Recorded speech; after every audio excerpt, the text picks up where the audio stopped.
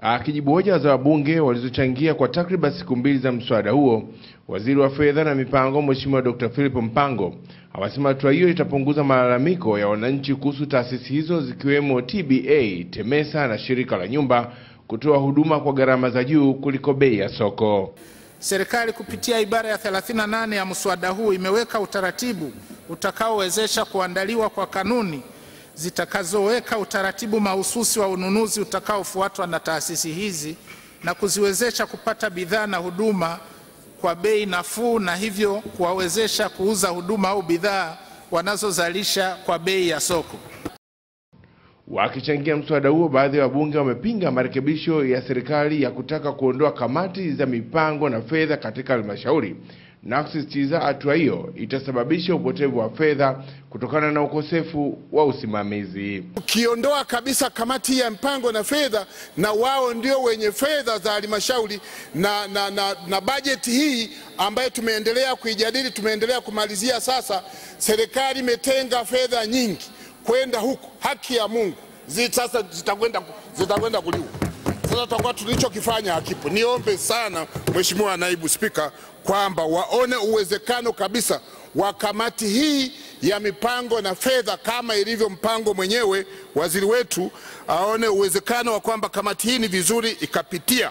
Kwa hiyo naomba serikali katika swala hili tuongeze uwazi ili bei ujulikane, gharama halisi za bidhaa husika, na ijulikane ni kipindi gani mhudumu akitoa huduma atalipwa na serikali, ili ikitokea serikali ikidefault kumlipa yule, basi kiwepo kipengele kabisa serikali ibebe riba ya kulipa ule kwa kipindi chote ambacho itakana hizo hela, kwa sababu kwa kukana na pesa ya mtoa huduma kwa kipindi kirefu unamsababishia yeye a block, yani hafanyi biashara yoyote.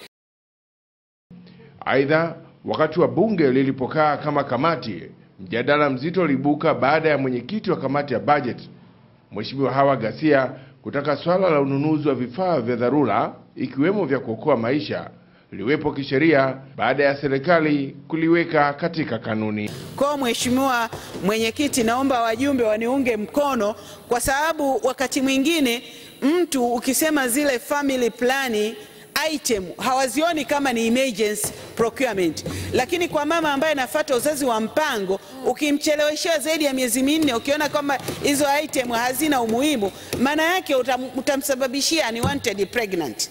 Kwa hiyo Mheshimiwa, nilikuwa naomba hasa kina mama wenzangu wasimame na ile na kwa nini hiyo tu automatically, kwa nini kwanza, kwa nini iwe tu life saving hiyo? Na haya yaliyopo hapa yote yameotajwa hapa kwenye sheria, kwenye hiki kifungu cha 65, yote ni towards life saving, kwa sababu moja threat to life. So we want to save people, and then health, welfare or safety of the public by reason of major natural disaster. Kwanza sio lazima yawe madawa tu. Kutoka bungeni mjini Dodoma, mimi ni Henry Mabumo wa ITV.